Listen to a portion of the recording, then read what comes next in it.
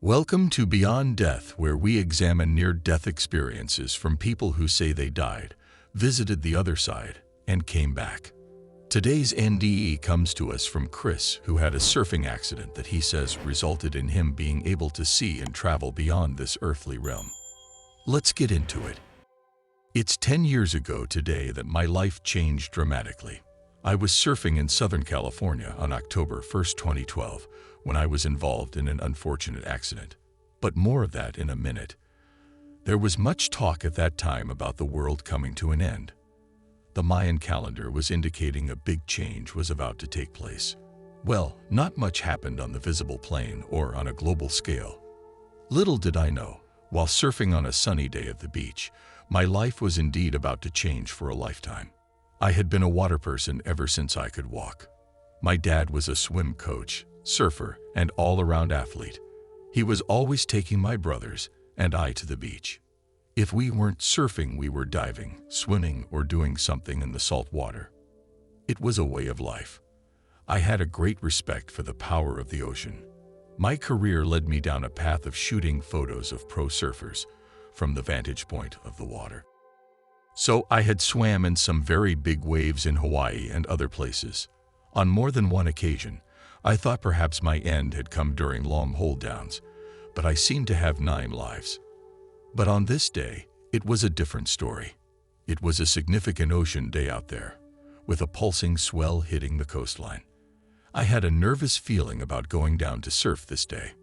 Even though I had been in bigger waves, some sort of internal alarm was going off within my being, warning me of trouble. My stomach was talking to me, but I didn't listen.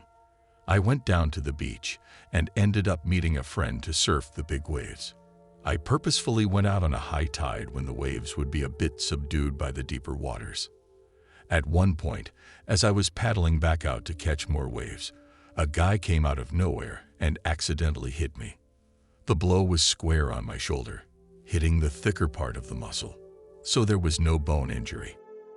I just ignored the pain and didn't say anything.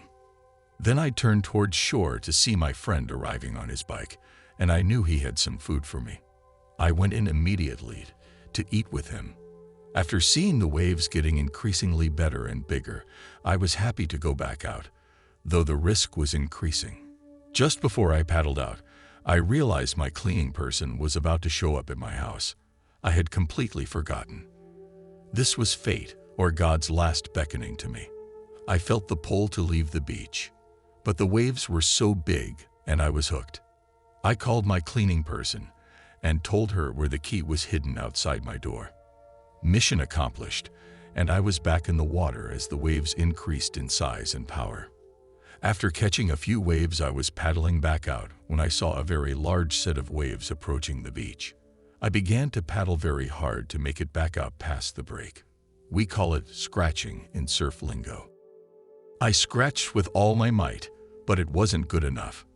This was a premier surf spot that many people surfed at. The crowd was immense on a big day, and people took risks at this place, not caring so much for the safety of others. It was all about the rush and the experience of the wave rider, and I was about to become a casualty in another's wave riding experience. I saw the same guy who had just hit me 30 minutes before. He was catching one of the biggest waves of the day and doing a fairly good job of riding it. But suddenly he made a poor decision and made a turn that rendered him out of control just as he was about to pass me.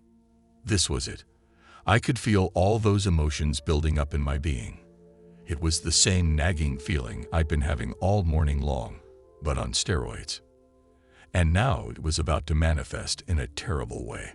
Since I could feel this moment approaching, I did everything I could to avoid contact. I dove as deep as I could and began to duck and cover. My instincts told me to cover my face with my arms and hands, but it just wasn't quick enough. His surfboard hit me over and over again. I felt like it came to life, almost like it was an entity beating me up. I can't even say how many times it hit me in the turbulent waters, but it was a very unusual experience in the surfing world. The last time it hit me, I felt a blunt force blow to my left eye, just below the brow. I knew it wasn't good. I finally emerged from the depths to take a long-awaited breath. As I popped up above the surface, I saw the most beautiful sight. It was the gorgeous California coastline in all of its glory. An internal voice spoke inaudibly to me. It said, "It's so beautiful." That was the last time I would see such beauty in stereo vision. It was a brief moment of grace, of divine communion. The calm before the storm of trauma, swelling, and eventually 5 surgeries on my eye to save the vision. When I regained my composure, I asked the surfer who hit me, "Why did you do that?" I reminded him that it was the second time he hit me that morning. He was extremely apologetic, and he looked scared. I could tell by that look on his face that the injury was bad. Blood was streaming down my face. I just wanted to get into the beach. Surfers from every direction came to my aid. When someone is seriously injured, all the competing and smugness goes out the door. It was a bad injury, and everyone knew it. They swam me into the beach. My friend who had just fed me came to my aid with much concern and strength. He wouldn't leave my side for a whole week as I went through surgeries and big decisions to attempt to save my eye and the vision. It wasn't long before I was in a 4-wheel drive truck, buzzing across the deep sand with the lifeguards. An ambulance was waiting for me at the top of the hill.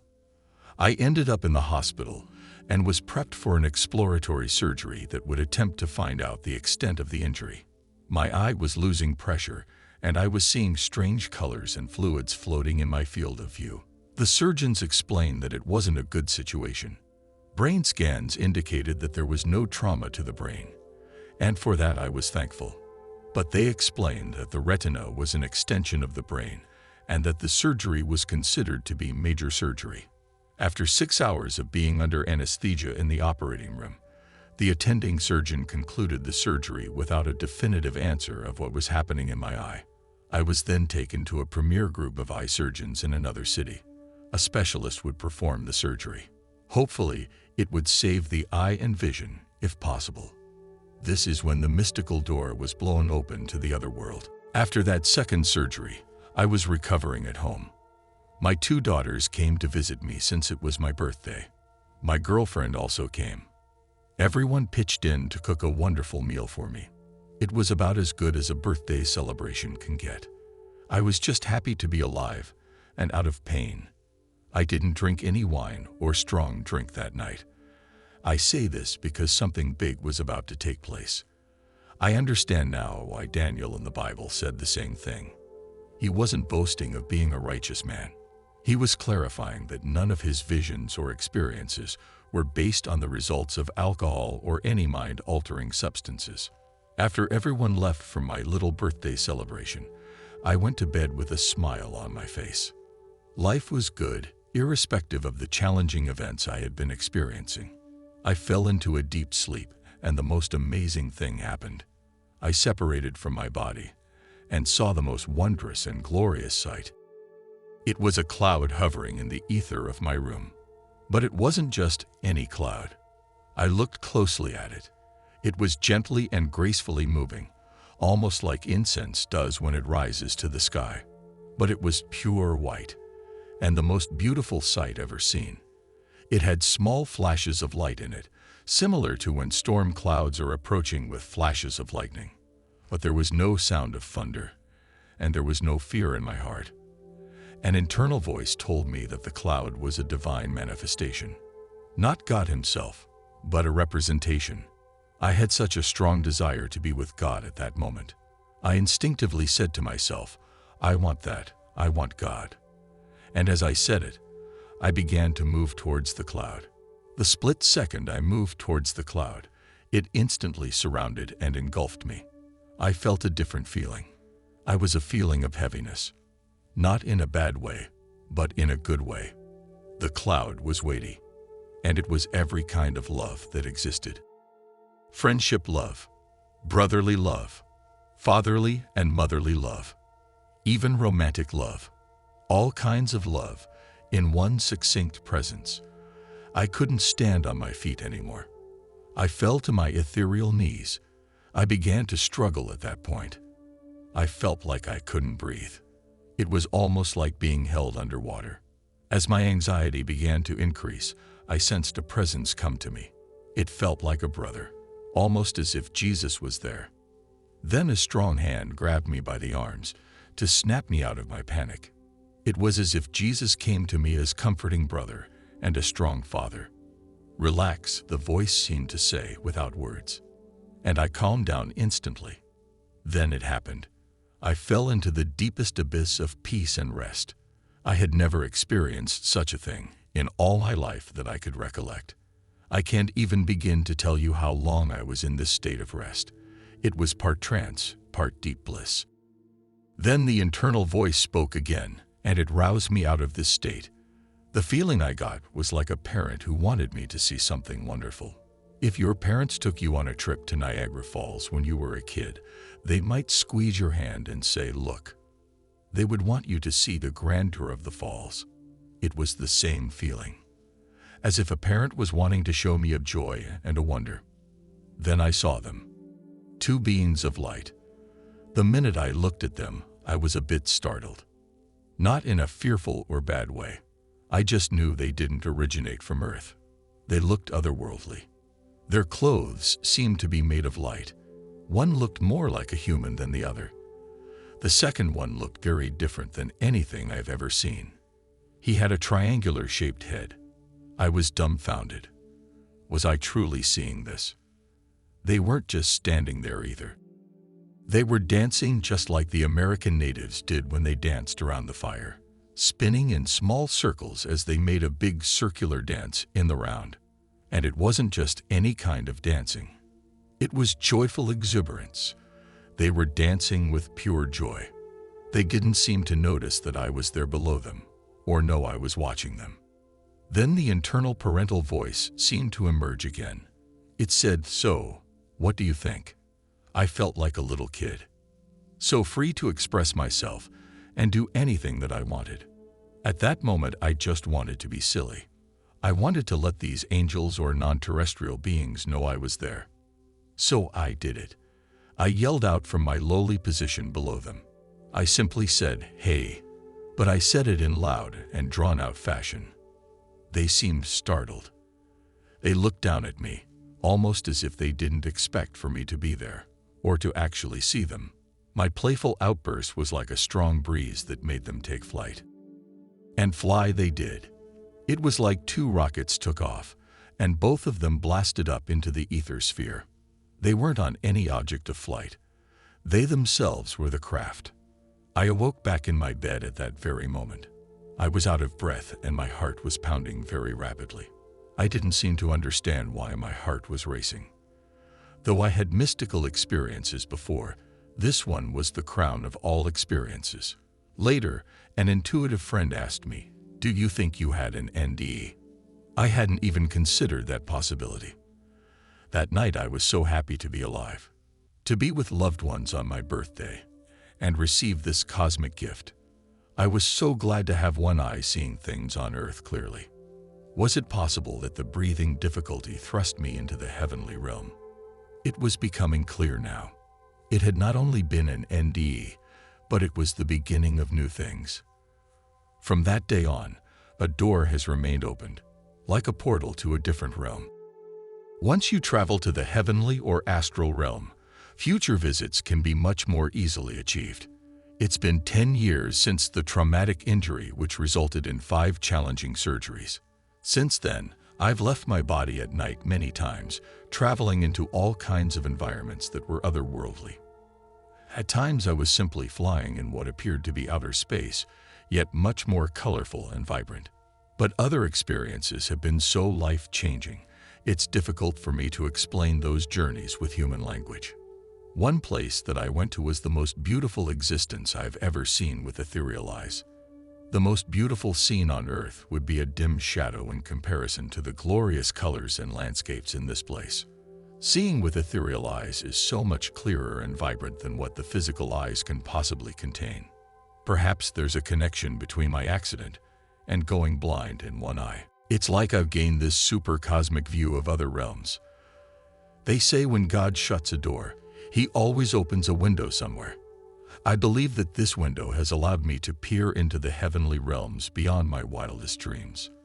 I could never even imagine or create a mental image of the things that I have seen since that accident 10 years ago. It's left me with one simple truth. We are loved. We are not alone. We are not being judged by an angry God. Rather, we are being loved by God continually and for all eternity. In these other realms, even the elements love us. The grass, the trees, and even the rocks. Everything is an expression and manifestation of divine love. You can't run from it, and you can't hide. I suppose if it were possible to evade God's love, that is perhaps what the definition of hell would be. I don't think it's a literal place like I used to imagine. I believe it's a state of being. A willful blindness and refusal to see the truth before our very eyes. No pun intended. The truth of God's love being manifested everywhere and in everything. That's what heaven is. The biggest secret is this. It can start here and now. Not just with trips to the heavenly realms, but in daily life on earth. Can you see the divine face smiling in the face of a mother? Can you see the divine spirit in the face of a child? In all simplicity and innocence. Perhaps the second coming of Christ is already taking place as we speak, but not as we first thought. Perhaps it's the infusion and realization of divine and Holy Spirit into this world. It's a comprehension and experience that brings divine essence to us in a tangible way. One thing is for certain. The words of Christ are true. The kingdom of heaven is already here and right now. It's very real. It's also inside each and every one of us. If we can just believe it. I believe it, and I hope you do too. Notes from Beyond Death. Thank you, Chris, for sending your experience into the channel. If you have your own near-death experience you would like to share, feel free to send it to beyondthislife22@gmail.com. I do ask that all submissions be at least 1,500 words, as anything shorter is not long enough to make a video out of and has to wait until I have other short NDEs to compile with them. Until next time, stay blessed.